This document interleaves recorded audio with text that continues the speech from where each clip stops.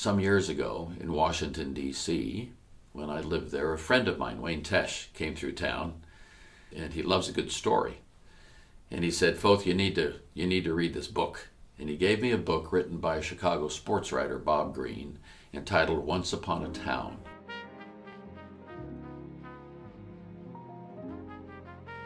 Once Upon a Town is the story during the war years, the World War II years, of North Platte, Nebraska.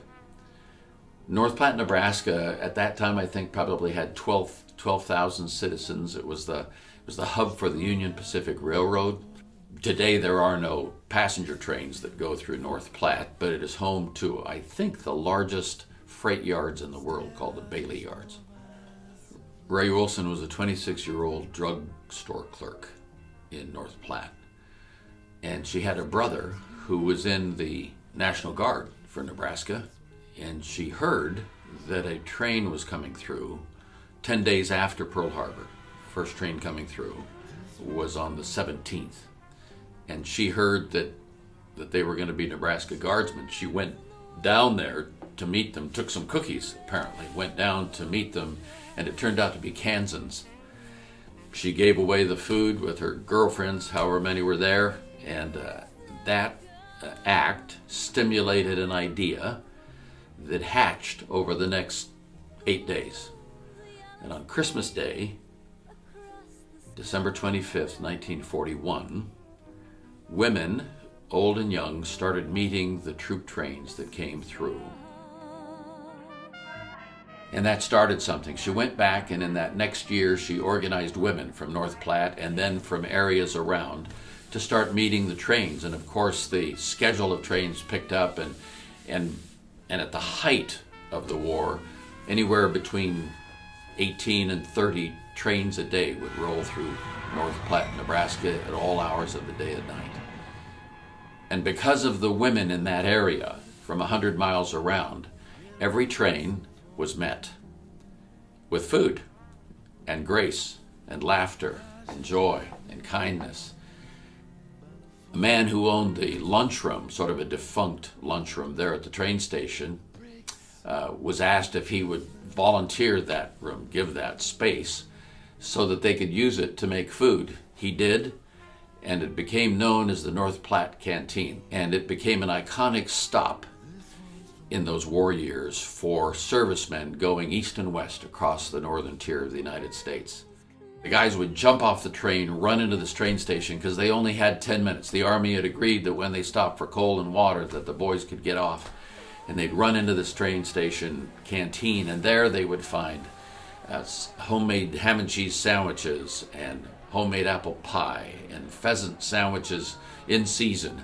I told the story at the Nebraska governor's breakfast some years ago, and a state senator came up afterwards and said, my mom was there as a young woman working in that train station, and sometimes it was pheasant sandwiches out of season.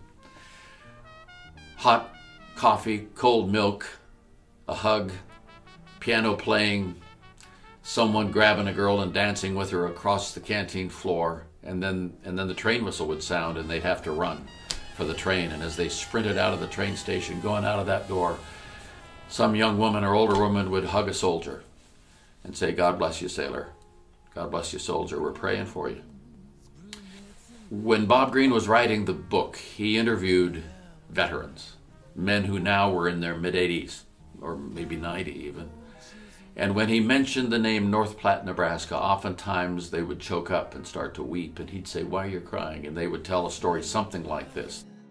Young man said, I was brought up in the city in Brooklyn, never been out of the city in my life. Graduated high school on a Friday morning, went down and enlisted on Monday, and by Wednesday I was on a train heading west, sitting up for 2 or 3 days and nights eating K rations, being there with all those other guys, and then in the middle of the night we got the announcement, 10 minutes to North Platte. Had no idea what a North Platte was. We pulled up at this train station and everybody piled out and raced for this building. And when we ran in, there was all this food on tables, and there were women that looked like our moms and our aunts, and girls that looked like our sisters and our cousins. And we ate as fast as we could. We drank coffee, we ate pie, we ate a sandwich, whatever we could cramming our mouths. We did that, and then we'd run out, and then that's when someone would grab us and whisper in our ear and hug us and say, "God bless you, soldier. We're praying for you." And here we were, 18, 19 years old. We'd jump back on that train, going to God knows where, not knowing if we'd ever come back alive. But for 5 minutes, in the middle of a night, in a place we'd never been, with people we'd never met, someone was kind to us. And we never forgot it. And months later, guys would be pinned down under withering Japanese fire on an island somewhere in the South Pacific, crouched down in a foxhole just trying to survive. And a voice would come out of the dark saying, "Wouldn't it be great to be back in North Platte just for 5 minutes?" Or the same thing would happen with mortars raining down on them in a forest in France. But that moment in time, fixed in their minds as a place where kindness gave them hope. Years later, I told this story. This would have been back in the late 1990s. I told this story at a conference for youth workers in Denver, Colorado. The next morning, a young woman came up. I'll call her Jennifer. She said, I work in Lehigh Valley, Pennsylvania. And when you were telling that story, I thought of my grandpa, who was in the Navy in World War II in the South Pacific. And I called my mom last night and said, "Mom, do you think Grandpa went through North Platte, Nebraska?" And she said, "Honey, I don't know, but why don't you call Grandpa? But you know how he is." She said, "My grandpa is in a nursing facility and he has dementia. So, a lot of times he doesn't know where he is and sometimes doesn't know who he is. But I called him last night. My grandpa's 90 years old. And I said, 'Grandpa, does the name North Platte, Nebraska mean anything to you?' Instantly, he was lucid. And he said, 'North Platte, Nebraska, you bet it does. That's the place where I ran in there for just a few minutes and they had cold milk and fresh donuts and they shined my shoes.' I will never forget North Platte, Nebraska." What is it that can bring a 90-year-old man with dementia into reality in a nanosecond? 5 minutes of kindness in the middle of the night on my way to war, not knowing if I'll ever come back. When you meet someone who has a smile and a hug, and you've never met him before, but when you walk out, it feels like you've known him forever. I was speaking at a conference in Northern California, and I told this story. And in the afternoon, a couple of guys, different guys, independent of each other, came to me and said, "I went through North Platte, Nebraska." And that evening, when we met again, I had them come up on the platform. And one of them was named Buzz. He was from Yakima, Washington. The other was Lewis, and he was from Modesto, California. And I said, "You guys know each other?" They said, "No." "Never met?" "No." I said, "You know, you have something in common." I said, "What's that?" And I said, "Both of you went through North Platte, Nebraska and ran into that canteen for 10 minutes during the war." And they looked at each other and just reached out and grabbed each other and hugged. And the crowd went nuts. They were weeping and whistling and stomping and cheering because it signified a moment in American history when generosity overwhelmed fear. It signified a moment in American history where kindness, the light of kindness, pierced the darkness.